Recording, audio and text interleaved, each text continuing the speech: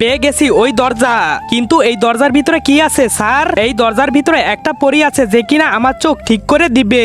আপনার চোখ তো ডাক্তারও ঠিক করতে পারে স্যার। না, আমার চোখ এই দুনিয়ার কোনো ডাক্তার ঠিক করতে পারবে না। চলো। পরী, কোথায় তুমি পরী? স্যার, এখানে কোনো পরিমরি নাই, চলেন ফিরে যাই।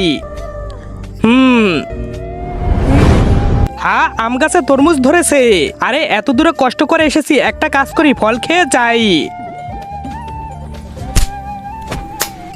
আরে স্যার, আপনি তরমুজ পারতে গিয়ে তো আমার ওইটা শেষ করে দিছেন। সরি সরি, আবার মারি। আপনি না, এখন আমি মারবো। হ্যাঁ পরি, শুক্রিয়া, তুমি আমাকে মুক্ত করে দিলে।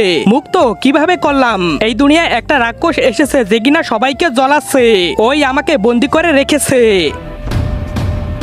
হ্যাঁ, ওই দেখো, ও চলে এসেছে। আর তুমি যদি ওর থেকে আমাকে বাঁচাতে পারো তাহলে আমি তোমার একটা ইচ্ছে পূরণ করব। ঠিক আছে পরি, তুমি আমাকে শক্তি দাও। ওর মতন বড় হয়ে আমি ওকে মারবো।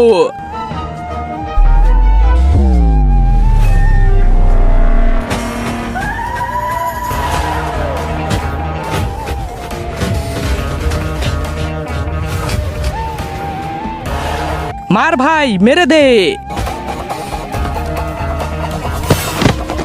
ইয়েস, পরি মরে গেছে দানব। এখন তুমি আমার ইচ্ছা পূরণ করো। আমার ইচ্ছা তুমি আমার দুই চোখ এক করে দাও।